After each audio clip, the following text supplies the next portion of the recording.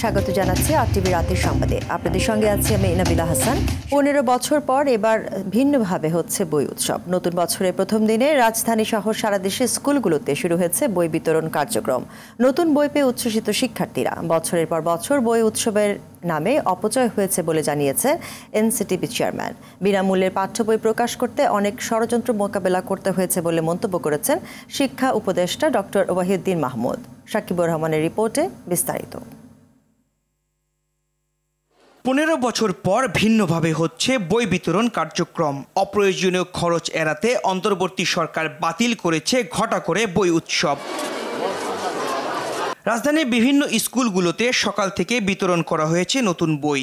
নতুন বইয়ের ঘ্রাণ নিয়ে বছরের প্রথম দিন শুরু করে শিক্ষার্থীরা।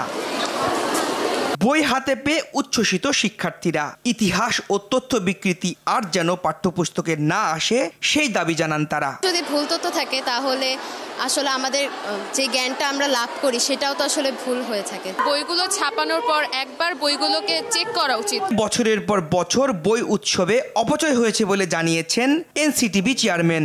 উৎসবের বাহুল্য বাদ দিয়ে আমরা শিক্ষাবর্ষের শুরুতে সকলের নিকট বই পৌঁছে গুণগত মানসম্পন্ন বই পৌঁছে দেওয়াই আমাদের লক্ষ্য। বুধবার রাজধানীর আন্তর্জাতিক মাতৃভাষা ইনস্টিটিউটে পাঠ্য বইয়ের অনলাইন ভার্সন ও ইএফটি কার্যক্রম উদ্বোধনে শিক্ষা উপদেষ্টা বলেন, অনেক ষড়যন্ত্র মোকাবিলা করে বিনামূল্যে বই দেয়া হচ্ছে। এটা একটা শেষ পর্যন্ত যুদ্ধের মতো অবস্থা হয়েছে, কেউ সন্দেহের ঊর্ধ্বে না। আমরা ঠিক করেছি আমাদের সময়ে আমাদের মন্ত্রণালয়ে যে দুর্নীতি হচ্ছে তার জন্য আমরা দুদককে বলবো। পাঠ্য বইয়ের ব্যাক কভারে জুলাই গণঅভ্যুত্থানের চেতনা সংশ্লিষ্ট গ্রাফিতি সংযোজন করা হয়েছে বলে জানান শিক্ষা উপদেষ্টা। ছাত্র জনতার অভ্যুত্থানের প্রতি আমাদের শ্রদ্ধা জানানোর একমাত্র উপায়। সাকিবুর রহমান, আরটিভি, ঢাকা। নতুন বছরে নতুন বাংলাদেশ প্রত্যাশা সাধারণ মানুষের। অন্যায়, অবিচার, দুর্নীতি সহ সকল বৈষম্যের অবসান চান তারা। বিপ্লবের ফসল ঘরে তুলতে মানুষের চিন্তা ও কর্মের পরিবর্তন আনা প্রয়োজন বলে মনে করে তারা। পুরনো ভাবধারায় দেশকে দেখতে চায় না কেউ। নিম্ন আয়ের মানুষ চায় পেট ভরে খাবারের নিশ্চয়তা। বিস্তারিত জানাচ্ছেন নাজিব ফরাইজি। নতুন ভোর আর নতুন সূর্য উদয়ের মধ্য দিয়ে শুরু হলো নতুন খ্রিস্টীয় বছর 2025। বিপ্লব, স্বৈরশাসকের পলায়ন এবং হাজার হাজার মানুষের মৃত্যু ও আহত হওয়ার বছর 2024 পার করেছে বাংলাদেশ। তাই দেশের মানুষের কাছে 24-এর চেয়ে 25-এ প্রত্যাশা কম নয়। মাত্রই একটা বিপ্লব ঘটেছে, আমরা চাচ্ছি এটার এখনো বাস্তব যে প্রতিক্রিয়া আমরা এখনো দেখতে পাচ্ছি না। আমরা চাই 25 সালে এটা ভালোভাবে প্রকাশ পাক। মানুষের যে অধিকারগুলো আমরা পূর্ববর্তী বছরগুলোতে হারিয়ে যেতে দেখেছি সেটা যাতে মানুষ আস্তে আস্তে যেভাবে ফিরে পাচ্ছে সেটা যাতে পূর্ণাঙ্গভাবে ফিরে পায়। বিপ্লবের মাধ্যমে যে পরিবর্তনের ধারা সূচিত হয়েছে তার হাত ধরে দেশকে উন্নতির শিখরে নিয়ে যেতে চান তরুণরা। দেশের মধ্যে যে চাঁদাবাজি সংস্কৃতি এটা যেন বন্ধ হয়, বাংলাদেশে দুর্নীতি মুক্ত থাকবে, কল্যাণমূলক একটি রাষ্ট্র যেন গঠন হয়। তবে দেশের পরিবর্তন আনতে আগে নিজেদের পরিবর্তন আনতে হবে বলে মনে করেন তারা। বৈষম্যহীন যে চেতনাটা সৃষ্টি হয়েছে এটাকে অবশ্যই বাস্তবায়ন করতে হবে। শুধু বিপ্লব হয়েছে বা ওই পর্যন্তই রেখে দিলে হবে না। পূর্বের ঘটনাগুলোর পুনরাবৃত্তি করা যাবে না। চিন্তা ভাবনা সেটার অবশ্যই পরিবর্তন করতে হবে। গত বছর আমি একটু কম প্রোডাক্টিভ ছিলাম, এজন্য চাচ্ছি এই বছর আরেকটু বেশি প্রোডাক্টিভ হব। দ্রব্যমূল্য নিয়ন্ত্রণে থাকবে, ক্রয় ক্ষমতার মধ্যে থাকবে। নিম্ন আয়ের মানুষের কাছে নতুন বছরের প্রত্যাশা ভিন্ন। যেমন রিক্সা চালক লাল মিয়া চান পরিবার নিয়ে 3 বেলা পেট ভরে খেতে, আর ক্ষুদ্র ব্যবসায়ী আমির হোসেন চান ঋণ মুক্তি। জিনিসপত্রের দাম কম চাই, আমরা যেন খাইয়ে লইয়া সুখ শান্তির মতো থাকতে পারি। আমি লেনগ্রস্ত, আমি লেন থেকে আল্লাহ যদি আমার মুক্তি করে তাইলে এটাই আমার প্রত্যাশা। তবে মানুষ ভেদে প্রত্যাশার ভিন্নতা থাকলেও দেশ ও জাতির কল্যাণে ঐক্যবদ্ধ ভূমিকা রাখার কথা জানান সবাই। নাজিব ফরাইজি, আরটিভি, ঢাকা। 2025 সাল হবে শেখ হাসিনা ও আওয়ামী লীগের মানবতা বিরোধী অপরাধের বিচারের বছর। নতুন বছরে বিগত 16 বছরের অপকর্মের বিচারের কাজ চলবে বলে আশা করছেন আন্তর্জাতিক অপরাধ ট্রাইব্যুনালের চিফ প্রসিকিউটর মোহাম্মদ তাজুল ইসলাম। সকালে নতুন বছরের শুভেচ্ছা বিনিময় শেষে গণমাধ্যমকে এসব কথা জানান তিনি। বলেন, মূল ভবনের প্রধান বিচারপতির সম্মতির পরে বিচারিক কাজ শুরু হবে। ফ্যাসিস্ট আওয়ামী লীগ সরকার যত অপরাধ করেছে তার সব বিচার প্রক্রিয়া এগিয়ে নেওয়া হচ্ছে। এদিকে 5 আগস্টে চানকা শঙ্করপুলে 5 জনকে হত্যা মামলায় পুলিশের কনস্টেবল সুজনের বিরুদ্ধে প্রোডাকশন ওয়ারেন্ট জারি করেছে ট্রাইব্যুনাল। আজকে নতুন বছর শুরু হয়েছে 1 জানুয়ারি। 2025 সাল হবে এই সমস্ত ঘৃণ্য যারা অপরাধ করেছে সেই অপরাধীদের বিচারের বছর। সেইটাকে প্রায়োরিটি দিয়ে আন্তর্জাতিক অপরাধ ট্রাইব্যুনাল রাষ্ট্রীয় সেই আকাঙ্ক্ষা, জাতীয় সেই আকাঙ্ক্ষাকে সামনে রেখে বিবেচনায় রেখে দিনরাত পরিশ্রম করে যাচ্ছে। আমরা চেষ্টা করব 2025 সাল যেন বাংলাদেশের জন্য একটা সুবর্ণ ইতিহাসের বছর হয়, যে 2025 সাল অবশ্যই অপরাধীদের বিচারের বছর হবে। খ্রিস্টীয় নববর্ষ 2025 সালের প্রথম দিনে অন্তর্বর্তী সরকারের উপদেষ্টা পরিষদের বৈঠক অনুষ্ঠিত হয়েছে। সকালে রাজধানী তেজগাঁয়ে প্রধান উপদেষ্টার কার্যালয়ে অধ্যাপক ডক্টর মোহাম্মদ ইউনূসের সভাপতিত্বে এই বৈঠক হয়। পরে সচিবালয় পরিবেশ উপদেষ্টা সৈয়দা রিজওয়ানা হাসান জানান, নতুন বছরে অন্তর্বর্তী সরকারের প্রধান লক্ষ্য 3টি। তা হল আদালতের স্বাধীনভাবে জুলাই আগস্ট হত্যাকাণ্ডের বিচার, রাজনৈতিক মতৈক্য গড়ে প্রস্তাবিত সংস্কার নিশ্চিত করা এবং রোডম্যাপ অনুযায়ী নির্বাচন করা। তিনি আরও জানান, আওয়ামী লীগ নির্বাচনে আসবে কি আসবে না সে সিদ্ধান্ত নেবে নির্বাচন কমিশন।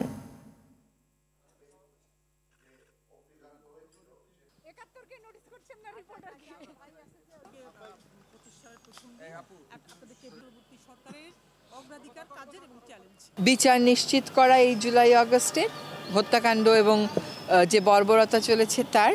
দ্বিতীয় হচ্ছে যে সমস্ত সংস্কার করার প্রস্তাবনাগুলো আসবে সেগুলোর ব্যাপারে রাজনৈতিক মতৈক্য গড়ে সেই সংস্কারগুলো করা। আরেকটা হচ্ছে নির্বাচনের একটা ক্লিয়ার রোডম্যাপ ডেভেলপ করা।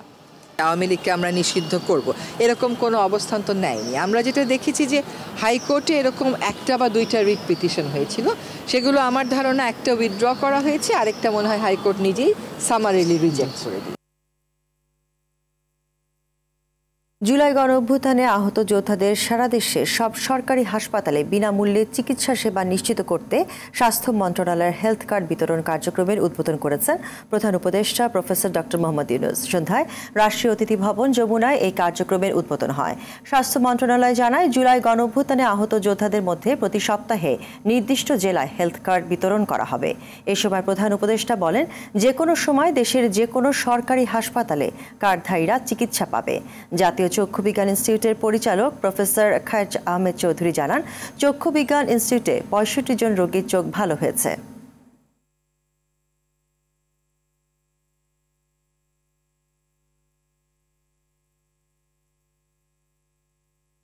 বড় বড় সংস্কার করতে গিয়ে নিত্যপণ্যের বাজার নিয়ন্ত্রণের মতো জনগণের অতি প্রয়োজনীয় বিষয়গুলোর দিকে অন্তর্বর্তী সরকার কম গুরুত্ব দিচ্ছে বলে মনে করেন বিএনপির ভারপ্রাপ্ত চেয়ারম্যান তারেক রহমান।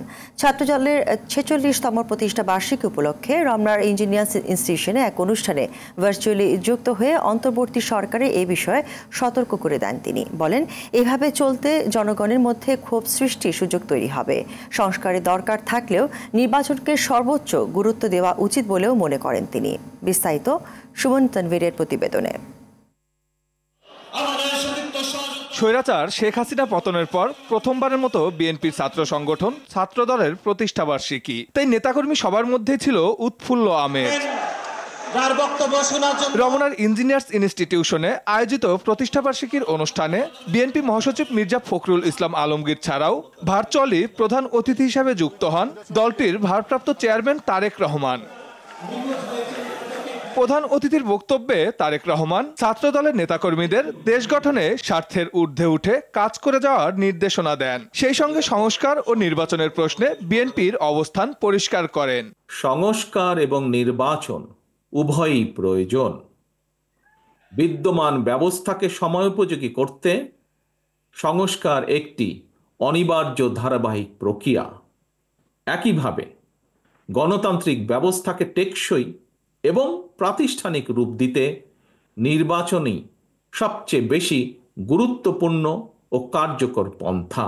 বড় বড় সংস্কারে হাত দিতে গিয়ে জনগণের অতি প্রয়োজনীয় সমস্যাগুলো বাদ পড়ে যাচ্ছে কিনা সে বিষয়ে অন্তর্বর্তী সরকারকে সতর্ক করেন তারেক রহমান। অন্তর্বর্তীকালীন সরকার হয়তো তাদের দৃষ্টিতে অনেক বড় বড় সংস্কার কর্মসূচি হাতে নিয়েছে, তবে এইসব সংস্কার কর্মসূচির আড়ালে জনগণের নিত্যদিনের দুর্দশা উপেক্ষিত থাকলে জনগণ হয়তো খোদ সরকারের সংস্কার দাবি নিয়ে মুখ খুলতে বাধ্য হবে।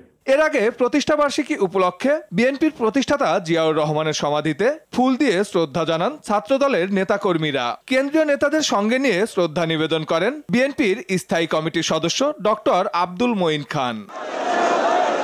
সুমন তানভীর, RTV, ঢাকা। সেরা উদ্যোক্তা তৈরির লক্ষ্যে সারাদেশে উপজেলা পর্যায়ে বাণিজ্য মেলা আয়োজনের পরামর্শ দিয়েছেন অন্তর্বর্তী সরকারের প্রধান উপদেষ্টা ডক্টর মোহাম্মদ ইউনূস। এর জন্য প্রয়োজনে অর্থ দেবে সরকার। পূর্বাঞ্চলে 29তম ঢাকা আন্তর্জাতিক বাণিজ্য মেলার উদ্বোধনী অনুষ্ঠানে তিনি এ কথা বলেন। রফিকুল ইসলামের রিপোর্টে থাকছে বিস্তারিত। পূর্বাচলের বাংলাদেশ চায়না ফ্রেন্ডশিপ এক্সিবিশন সেন্টারে আয়োজন করা হয়েছে 29তম বাণিজ্য মেলার উদ্বোধন করেন অন্তর্বর্তী সরকারের প্রধান উপদেষ্টা ডক্টর মোহাম্মদ ইউনূস। 29তম ঢাকা আন্তর্জাতিক বাণিজ্য মেলা। প্রধান উপদেষ্টা বলেন, মানুষ মাত্রই উদ্যোক্তা। বাণিজ্য মেলা মানুষের উদ্যোগ ও সৃজনশীলতাকে তুলে ধরার সুযোগ দেয়। এ সুযোগ কাজে লাগাতে হবে। এই মেলার প্রস্তুতি সারা বছর ধরে চলবে। জেলায় জেলায়, উপজেলায় উপজেলায় বাছাই করা কে ফাইনাল মেলাতে জায়গা পাবে। প্রতিযোগিতা হবে, প্রত্যেক উপজেলা থেকে 3 জন 4 জন যা আপনারা বিচার করেন আসবে, তাদের জায়গা পাবে। তাদের সমস্ত খরচ সরকার বহন করবে, দুনিয়াকে প্রদর্শন করবে। এই যেগুলো এখানে আসবে শুধু সাথে বাংলাদেশের সেরা না, তারা দেখবেন যে অনেকে দুনিয়ার সেরা হয়ে গেছে। নতুন নতুন পণ্য উদ্ভাবনের মাধ্যমে দেশের রপ্তানিকে আরও সমৃদ্ধ করতে ব্যবসায়ীদের এগিয়ে আসার আহ্বান জানান প্রধান উপদেষ্টা। সকলের সম্মিলিত প্রয়াসে নতুন নতুন পণ্য উদ্ভাবনের মাধ্যমে আমাদের রপ্তানিকে আরও সমৃদ্ধ করতে হবে। পণ্যের পাশাপাশি সেবা খাতে বিনিয়োগ ও রপ্তানি বৃদ্ধির লক্ষ্যে এগিয়ে আসার জন্য আমি আমাদের ব্যবসায়ী মহলকে অনুরোধ জানাচ্ছি।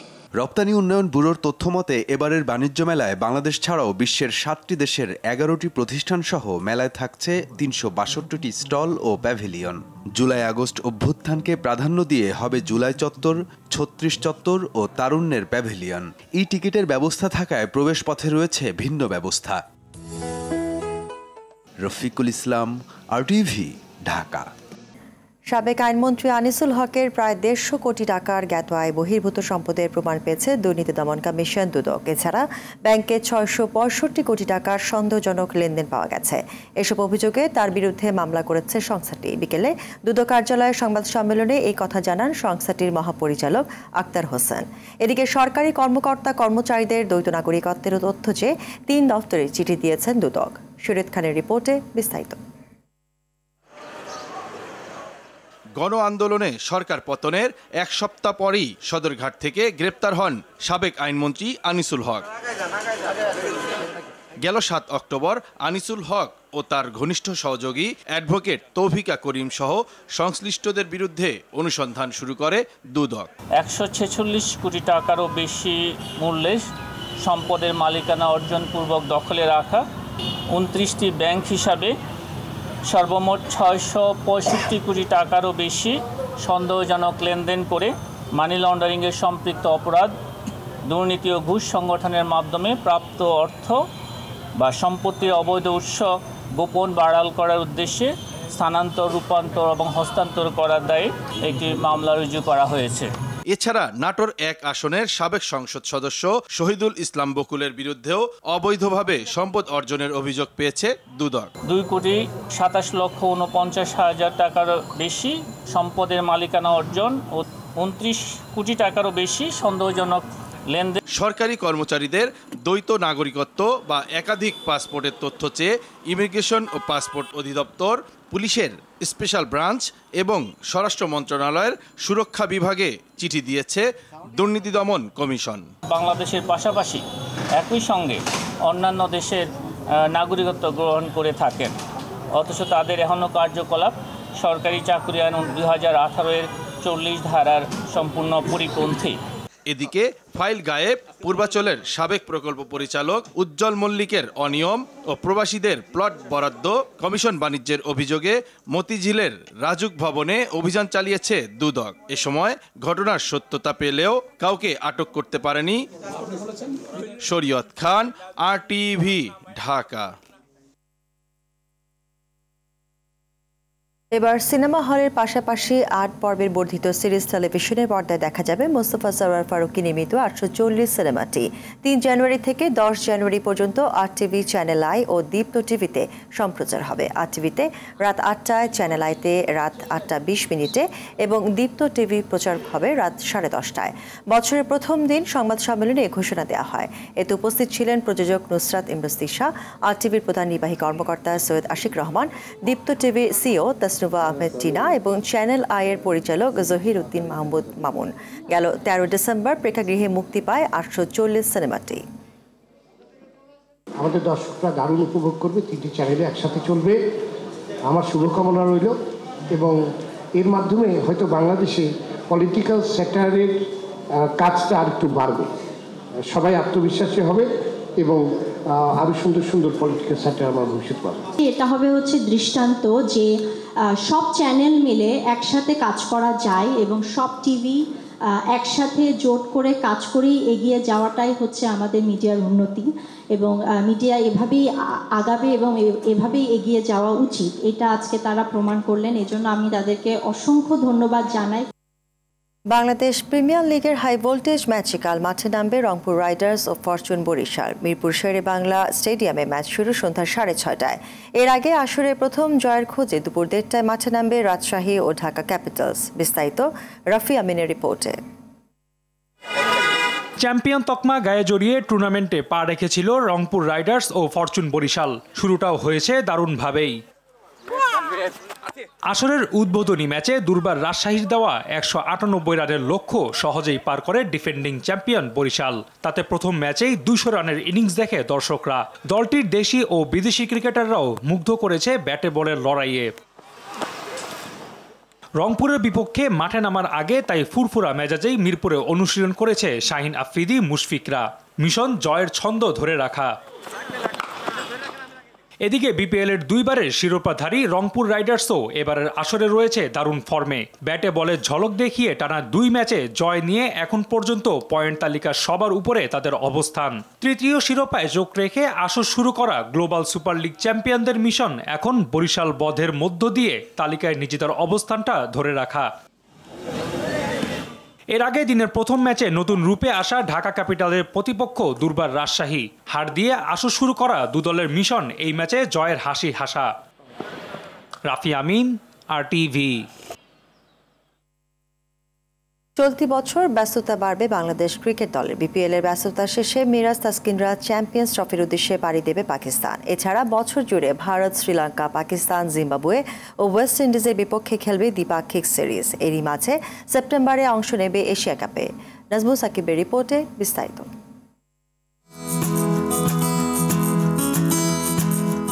2024 সালে ব্যস্ত সময় পার করেছে বাংলাদেশ ক্রিকেট দল। সব ফরম্যাট মিলিয়ে 40টি ম্যাচ খেলেছে টিম টাইগার্স। তবে এবছর আরও বেশি ম্যাচ খেলবে লিটন জাকিররা। 3 ফরম্যাট মিলিয়ে 2025 সালে 45টি ম্যাচ খেলবে বাংলাদেশ। চলমান বিপিএল শেষে চ্যাম্পিয়ন্স ট্রফি খেলতে পাকিস্তান উড়বে লাল সবুজ বাহিনী। ফেব্রুয়ারি ও মার্চে হাইব্রিড ফরম্যাটে অনুষ্ঠিত হবে এই টুর্নামেন্ট। চ্যাম্পিয়ন্স ট্রফি আসর শেষে মার্চে বাংলাদেশ সফরে আসবে জিম্বাবুয়ে। এই সফরে 3টি ওয়ানডে ও 3টি টি20 খেলবে টিম টাইগার্স। মে মাসে পাকিস্তান সফরে যাবে বাংলাদেশ। সেখানেও 3টি করে ওয়ানডে ও টি20 খেলবে তাসকিন তামিমরা। জুনে 3টি করে ওয়ানডে ও টি20-র পাশাপাশি 2টি টেস্ট খেলতে শ্রীলঙ্কা উড়বে বাংলাদেশ। আগস্টে ভারতকে আতিথ্য দেবে লাল সবুজের প্রতিনিধিরা। ঘরের মাঠে 3টি করে ওয়ানডে ও টি20 লড়বে কোহলিদের বিপক্ষে। সেপ্টেম্বরে অনুষ্ঠিত হবে এশিয়া কাপ। ভেন্যু নির্ধারিত না হলেও খেলা হবে টি20 ফরম্যাটে। গ্রুপ পর্বে 2টি ম্যাচ খেলবে বাংলাদেশ। গ্রুপ পর্ব পেরোতে পারলে রয়েছে আরও ম্যাচ খেলার সুযোগ।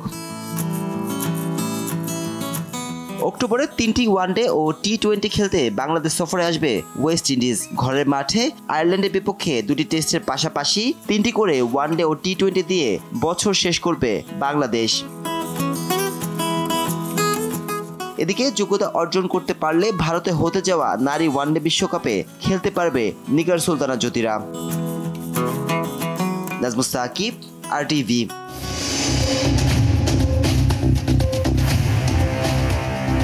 রাতের সংবাদ এই পর্যন্তই। মধ্যরাতের সংবাদ 1টায় দেখার আমন্ত্রণ রইল। ধন্যবাদ সবাইকে।